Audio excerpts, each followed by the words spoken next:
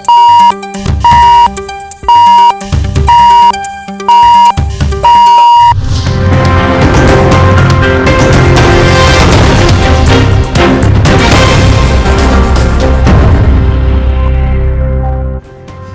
Inspector General of Police presented 2 police diaries to the TRRC. Wildlife conservation is gaining momentum in Uganda thanks to women participation.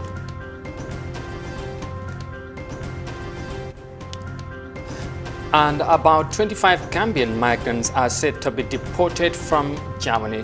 Well, these and more coming your way on the News Desk.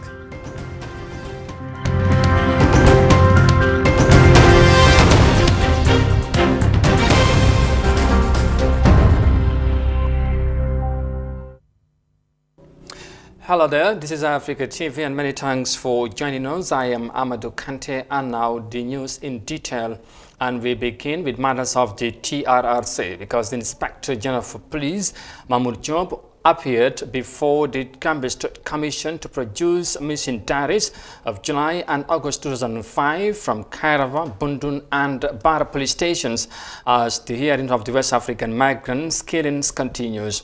But the police chief could only provide 2 diaries to the commission and promised to search for others and present them next week. Amindao has more details of that in this report. Mahmoud Job, the Inspector General of Police, appears before the Chief Commission to produce the July to August 2005 missing police diaries as requested by the Commission. However, in his appearance, the lead counsel of SFL made it clear to him that he is neither implicated nor adversely mentioned in the ongoing inquiry, but appeared to tender documents requested from the police by the Commission. According to the police boss, someone capable of writing legible English is expected to be in charge of taking records at the station, and a police station diary is a book kept at the station to record incidents reported to the station. One of those fundamental principles needed in keeping a diary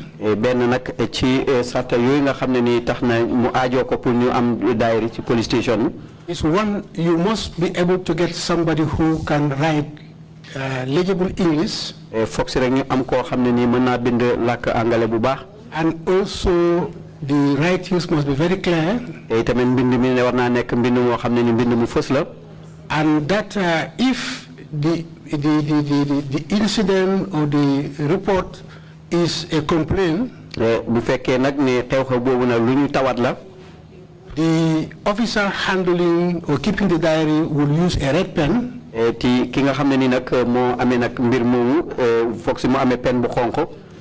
that is to record the incident that is brought to the attention of that particular station. That diary is numbered serially and the serial number keeps changing as events unfold. Mr. Job also tells the Commission that during the First Republic, officers were only allowed to use red and blue pens to write in the diaries. However, this subsequently changed under the Second Republic and police now use blue and black pens only.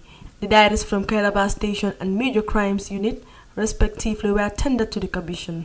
However, the diary from Kairaba Station was in terrible state, which Job said was rather unfortunate.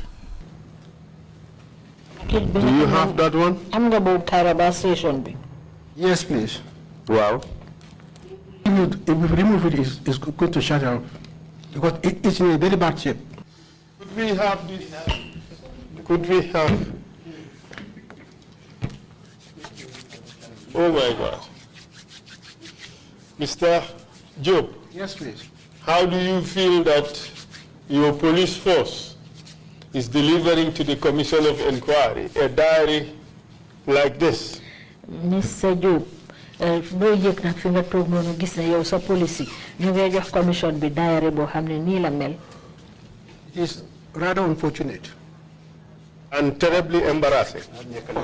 The IGP was also asked to produce the diaries from Bara, Bundung and PIU headquarters from July to August 2005. Job is therefore expected to reappear next week Wednesday to provide the said diaries or give an explanation to the Commission. Reporting for iAfrica News, I am Amendao. More witnesses continue to appear before the Truth Commission, and of course we'll bring you more details of other testimonies in our subsequent news edition. Now, a Dutch flight believed to be carrying Gambian deportees reportedly landed at the Banjul International Airport in the early hours of Thursday.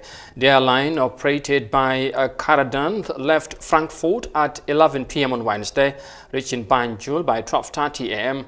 According to Africa aviation sources, the Gambian government has recently tried to keep head above waters to the accusation of striking deals with the German government and other European countries that covers the deportation of African migrants from Europe.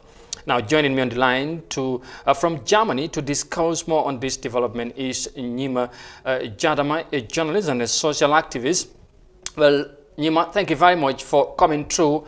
Now, there has been a frequent deportation of Gambians from Europe, especially in Germany. Tell us about the situation of Gambian migrants in Germany right now. Thank you very much for having me. It's a pleasure. So the situation of Gambian migrants is just like a normal situation of any other migrants, but in a little bit different way when it comes to the issue of refugees. I mean, because it's more or less like a win-win situation because they find it very difficult to secure residential permit. And in this case, it's very, very difficult. The situation of Gambian migrants is actually not an easy situation for all Gambian migrants, especially refugees that are in asylum situations. It's more of a panic situation, and they find it very difficult to actually settle in before the time comes. So generally, these are the situation. Apart from that, it's normal. Some are working, paying tax, some are going to school. But some are also in a limbo, in a very difficult situation, living in asylum camps, battling with securing a residential permit with the German government regarding the asylum system. All right, Nima, as you know, this is a very delicate matter. Now, what are the reactions of Gambians in Germany? What are they saying about this frequent deportation of Gambians back home? Well, actually, like I said, it's a scary moment for all Gambian migrants, especially those in the asylum system. It's a panic situation because most of them are like, who is next? Who is next to be deported? I mean, those that are in such situation of trying to secure a residential permit for them. So the reaction actually, it's actually not so very cool. Obviously, it wouldn't be because usually in Germany, and then you were going to bed and thinking of, okay, what's coming up next? Would I be part of the next deportation flight? How to, go further with your life? Life actually becomes not so easy, and the reaction is actually a mixed feeling. Nobody knows who is next. Nobody knows what's coming up next. All right. Now, do you have any knowledge of who is responsible of these deportations? Well, actually, I am not gonna put any blame game on anyone, or I'm not in a situation to say XYZ is blame.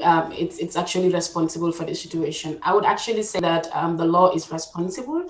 The law, in a sense, the law on the health and migration law system is actually responsible, because in as much as Germany is allowed to deport failed asylum seekers, Gambia government is also allowed to accept deportees under the migration and human rights law, because it indicates that if your asylum is not accepted, if it's failed, they have every right to deport you, and the said country also have every right to accept the deportees. So therefore, I'm not going to blame anyone, but then there are strategies and ways that actually could be put in place, or there are opportunities in every aspect that, for example, the Gambia government could put in place, because of course there is bilateral relationship between these two countries. Yes, and they could Nima, talking about bilateral relations, of course, that would just lead me to ask finally, what do you think could be done to remedy the situation?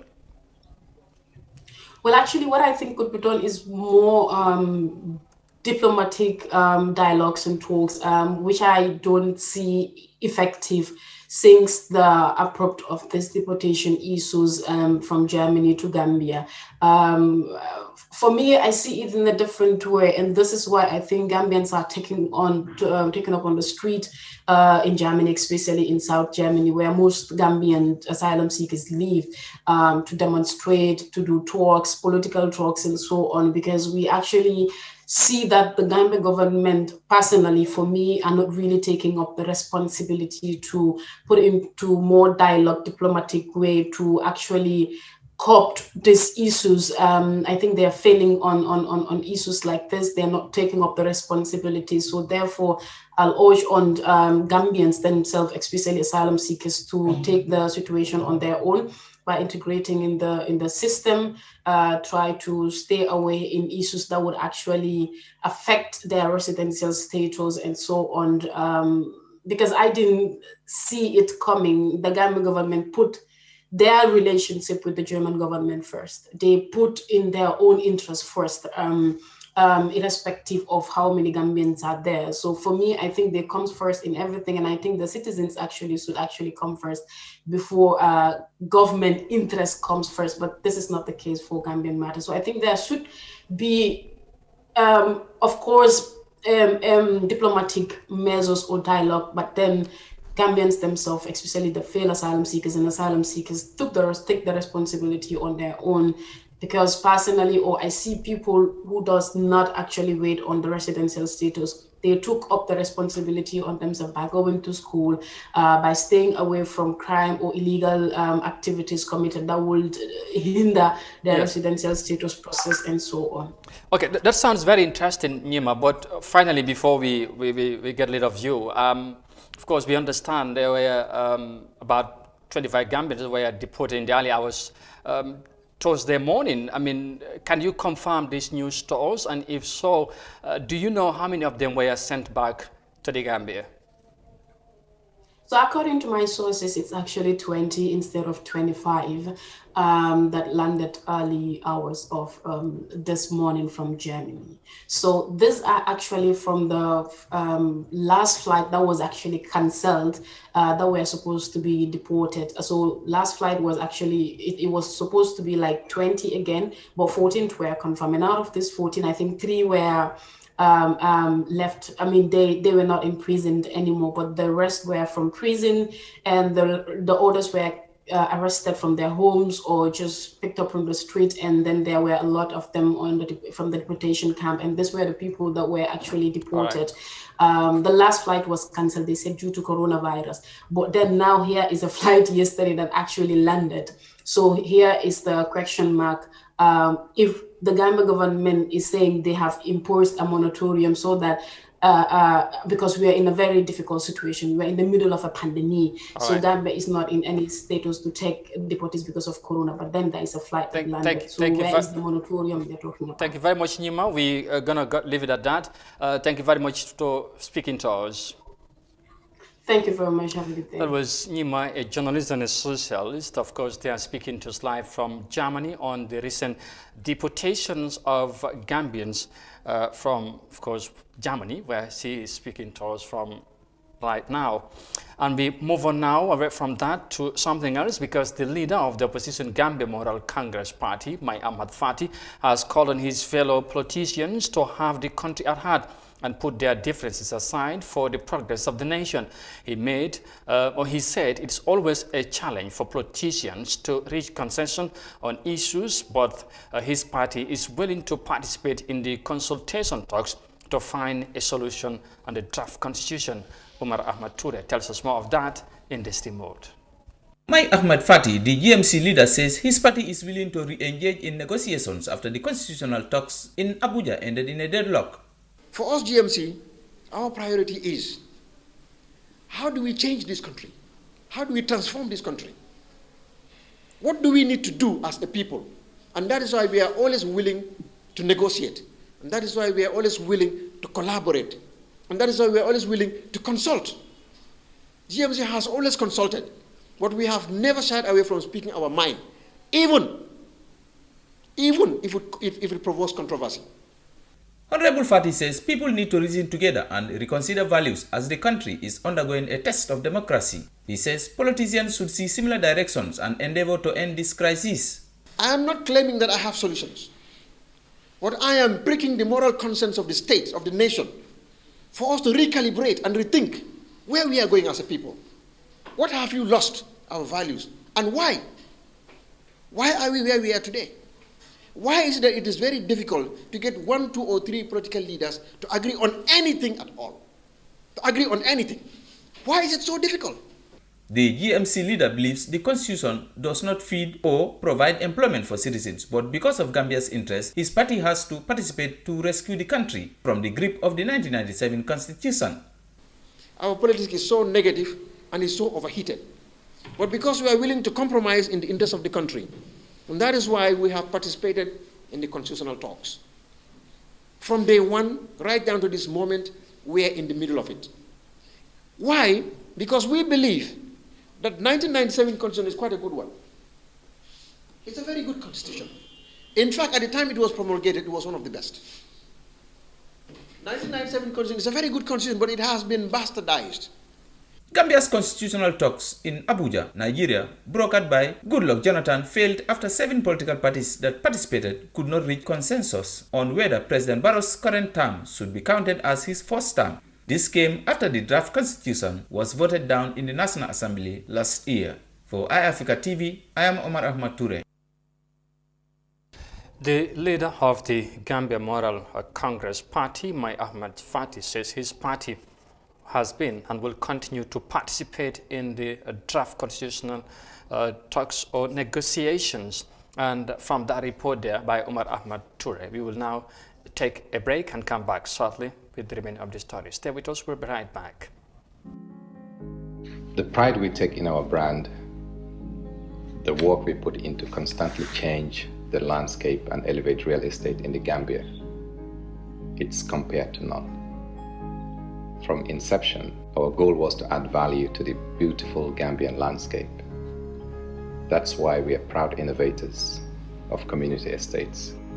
Kololi Sands is an exceptional piece of work, tailored for ultimate convenience and luxury, to bring you an element of finesse that is rare but unique in its own.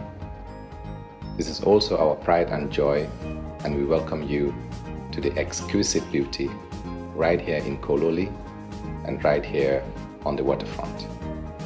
Kololi Sands, feel the ocean breeze at your doorstep.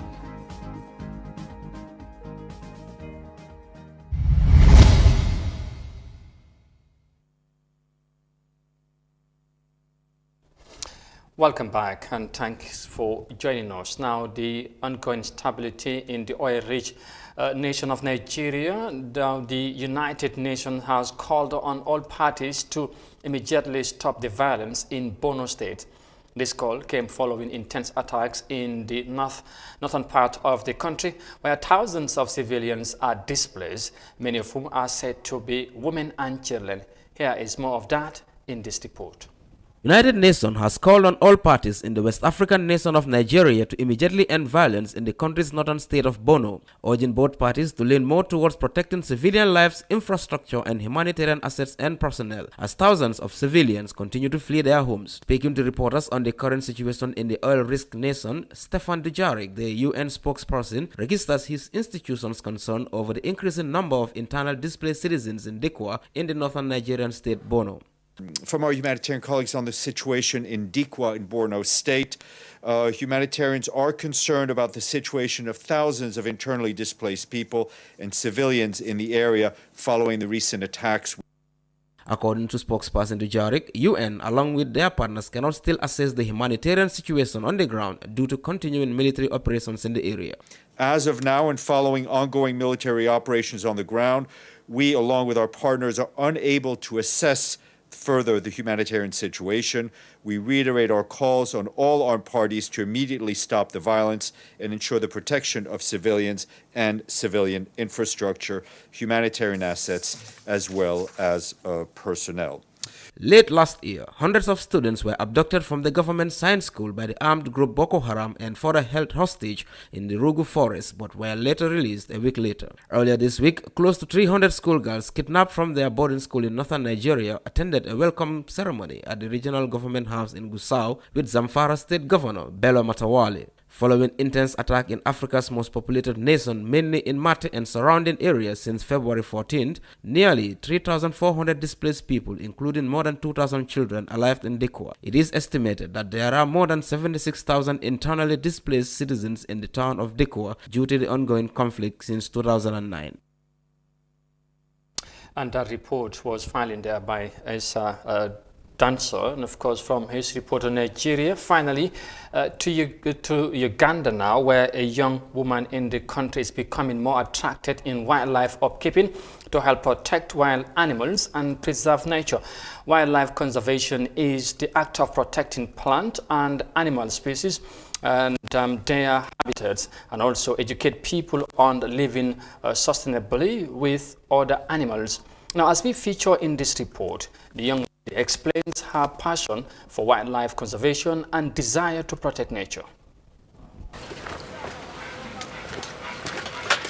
Another day at work for Holly Olive Akello.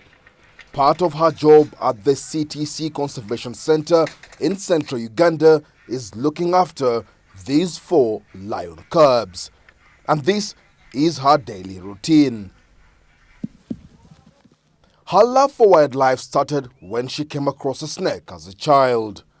This is something that I've always wanted to do since I was maybe 5 years old, if I can remember well, because I remember when I went to the garden when my grandies were in the garden. So I went to the garden and I found this snake, the Gabon viper. It was just lying somewhere under the log. I picked it up and I liked the sound that it was making. It was eating. So I carried it and brought it to my grandparents and asked them if I could play with it. Moved by the experience then, Akello has put in a lot of work to get here. Already, her relationship with Ada, Nala, Sarabi and Vera is unusual. Vera is stubborn. When you start playing with her, she sometimes gets a bit rough because she doesn't know how strong she is. But it's just being so excited. She gets so excited and I just like her the way she is. Then we have Nala. She's playful. She doesn't want you to touch her, but she wants to touch you. After almost a year working with the lion cubs, Olive knows how to make herself a valued and well-loved member of the pride. And with the pumpkin bowls, their favorite, they take time to play. It is not only the lion cubs that Akello gets along with. There is Dexter, the playful Savo cat, and Altaf, the hyena. He loves her company too. It all takes passion. You see, passion, and if you know your purpose in life, and for me, I know that my purpose in life is to really work with the animals, take care of the animals, and conserve nature. While she is fully aware of how dangerous animals like these can be, her courage and love for wildlife overcomes her fears.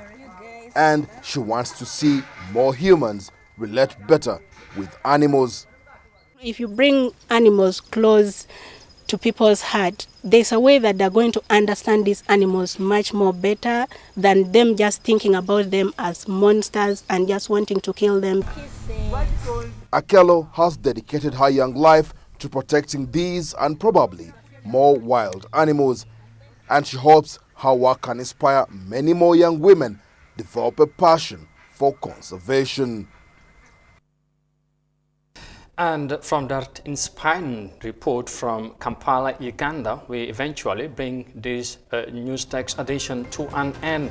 But for more details on this and other stories, as always, you can visit on our website, nowafrica.tv. You can join us again, of course, my colleague Sana Tunkra at 17:30 GMT. That's 5:30 local time for the World Today News Bulletin. But for now, many thanks for the privilege of your company, and bye for now.